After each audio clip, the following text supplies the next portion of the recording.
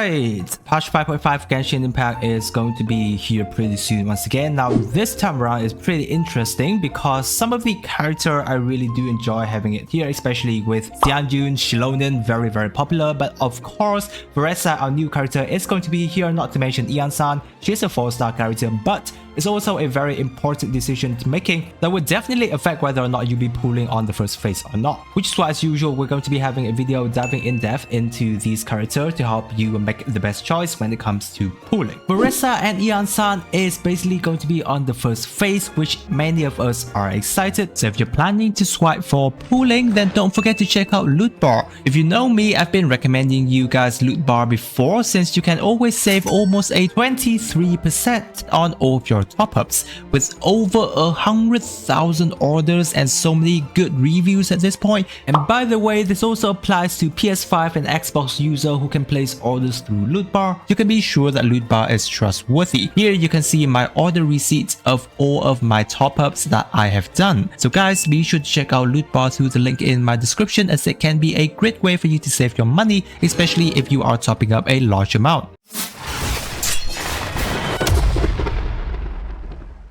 Alright, first off, let's have a look into our lovely chubby girl Varesa. I literally just have to call her chubby because honestly, this is probably the first character that Genshin Impact designed with a girl with such a huge appetite, with a very nice kit of basically being an electro plunge character. That's basically something that kind of sums up how she plays, what kind of gameplay you're going to be looking into her. Now obviously, I'm not going to be diving in depth into her specific kit here in this video because I'm going to be having a specific pre-release Varesa video in a couple of days. But basically, you've seen the live stream, you've seen through how she is technically going to be played. Her playstyle is going to be the electro plunge kind of gameplay. However, in terms of investment wise, it's something that you want to look into, because obviously if you're going to for a character anyway, that's definitely down to your preference. But if you're still rather on the fence, then looking into how good the character is, as well as what kind of requirement in terms of their investment, is pretty important. Now, looking into Varesa wise, she's going to be kind of hard locked into Overload team and has very little flexibility when it comes to team comps compared to character like Cloran. She's a character that will at times be compared quite a lot toward Cloran because they are both electro DPS character. The only thing is that their gameplay style is going to be different. Unlike electro charge teams, which are weaker but still viable, Aggravate is going to be completely unplayable for Varesa. So the core Overload team composition of Varesa is technically going to be Varesa, Ian-san, Chevrus, and Mavuika. Or if you don't have Mavuika, then PMC as a sub DPS character is still technically going to be okay. Alternatively, another decent team for Varesa is going to be Ian-san, Furina, and Xianyun. Now, this is technically going to be an electro charge team. However, there is major issues because, of course, electro charge team aura inconsistency is there, and definitely there's going to be unreliable electro sword if you are trying to have an efficient electro charge team with Varesa, and it can lead up to a 20% damage loss due to the inconsistent electro sword. Other than that, Varesa plunge mechanic are technically already self-sufficient that make Xianyun buff kind of less impactful, which means that Xianyun as a character is definitely not the best options when you're looking into Varesa gameplay, which makes it Chevrus is going to be a far better options for Varesa, especially in Overload team, and of course if you do have more of a constellation Chevrus. Now that's going to be the overall of Chevrus' best team, right? However, when it comes to Varesa's gameplay, we know that she's kind of like an electro plunge character. However, you know, from all the beta tester, you know, quote unquote, from what they've been saying and what they've seen, the playstyle of Varesa can be expected to change drastically when it comes after her official release, because she's kind of like a character that is expected to have more optimal combos as, you know, people get their hands on her, and definitely her rotation will significantly improve, similar to how, if you remember, like Mavuika's gameplay after release, yeah, we got more of her combos and team rotations and stuff like that. We'll still have to wait for Varesa and stuff like that when it comes to team rotations, which means that Varesa is not going to be a, you know, user-friendly character or a character that's expected to be easy to play like Xiao, for example, right? They're both kind of like plunging characters, but from the look of it, Varesa needs more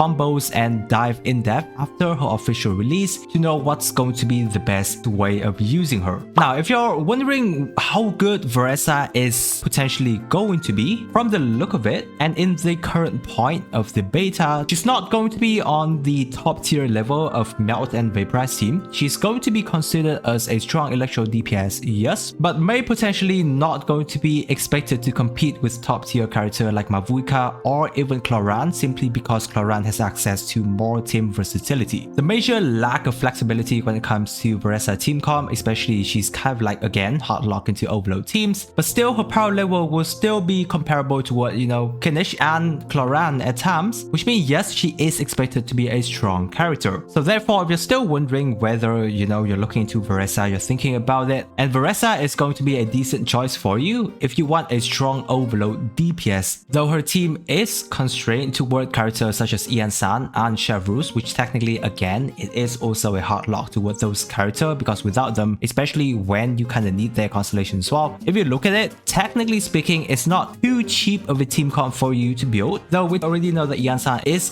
going to be with Varesa on the banner. Hopefully Chevrus is going to be there. If Chevrus is going to be there, it's going to be an insanely good banner for you guys to pull. But other than that, if you're looking into Varesa anyway and Ian San is there, it is definitely a strong banner for you guys to consider. Up next, we have Xilonen, right?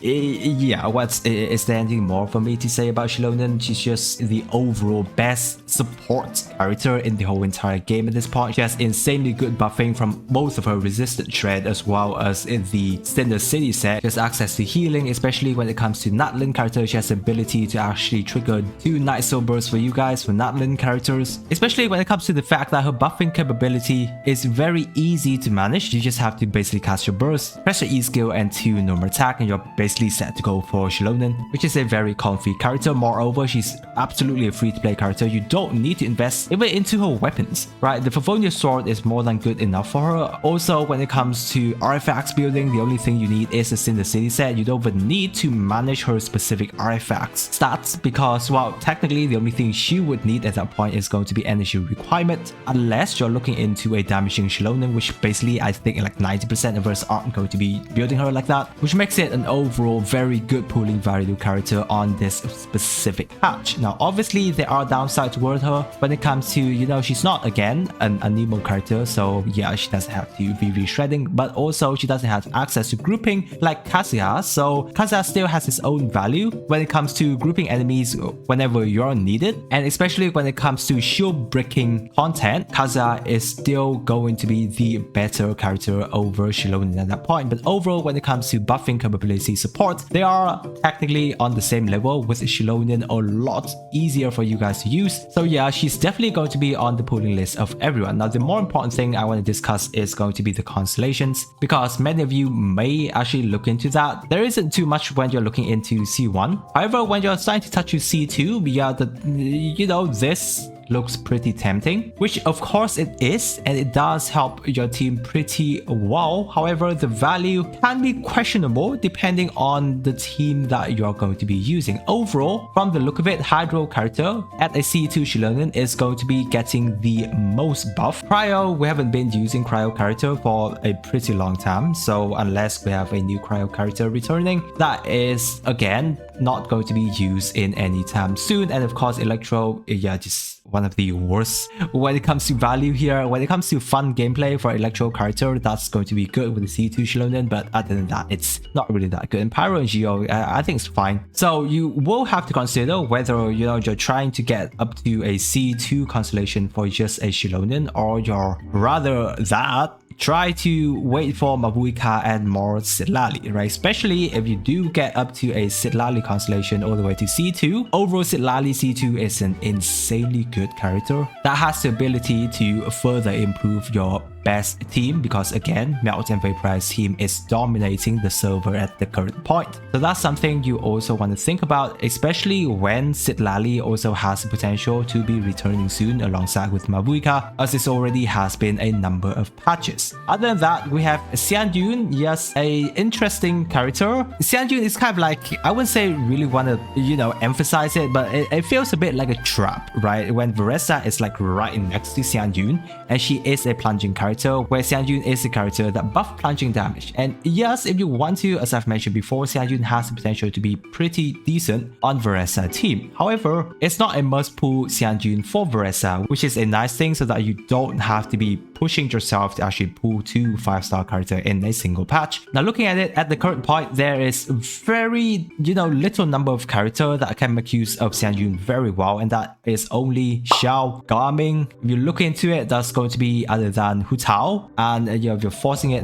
like D-look at times as well. So very little roster of character can make use for her, which is kind of sad because I personally really like Xianyun's character. I think her mechanic can make it pretty fun for you, especially when she enables any of your DPS character to have plunging mechanic, which can be nice here and there to make it a different team comp for you guys to play around. And moreover, she has access to whole team healing capability as well, which is a pretty nice character when you're building a Farina team. So those can be some considerations, but other than that, if you're looking into it, her value in the meta is not really great. That is why, if you really like her, just pull her. She still has her value. It's not that I'm saying she doesn't have any kind of value, because I personally have been using a Xianyun in most of my teams, and she's still doing great, right? She's still helping my teams out really amazingly. But it's more toward going to be your preference side to see whether or not it's going to be a worth it decision for you. And then lastly, it's going to be Venti. I feel sorry for Venti at this point. He's almost a completely forgotten character, unless there's going to be any kind of content that specifically focuses a lot on grouping. I don't think there's going to be any time where Venti is just going to be like an okay pull for you, unless you really like him as a character. So I won't be discussing too much into Venti because we've seen Venti a lot at this point in time. So those are going to be the characters that are coming in 5.5. When it comes to pooling value, then yes, Xilonen is definitely still going to be on top of the chart, right? I'm pretty sure many of you have missed out Xilonen on her first time. Now it is going to be her rerun. We don't know when she's going to be back. Definitely still very high up on the pooling value list, especially when you're technically seeing Xilonen in basically any team comps at this point. And then up next, definitely going to be Varesa. Now Varesa as a character, I feel that it's better for you guys to wait until post-release Varesa, and you technically would love to wait like at least a week after Varesa release, so that TCs and guide maker can actually test her out very in depth and find new combos and stuff to really test how her feel and see whether or not she is going to be an easy and not a very resource consuming for your account to be pulling. But again, if you really like Varesa already, you decide to pull for her, then yeah, I wish you good luck. And then the rest is going to be Xianyun and Venti as a preference character. So those I would say are my discussion point with the characters here. If you did have any questions, leave it down in the comment sections, and I or some other lovely Genshin player will get to you there. Again guys, if you're having a bit of trouble getting enough Primogems to pull for the characters, don't forget to check out loot bar, as I'm sure they will be very helpful to you. If you're new to the channel, don't forget to subscribe. I really appreciate you guys staying with me to this part of the video guys, and with that I wish you a super day, and I'll catch you on my next video.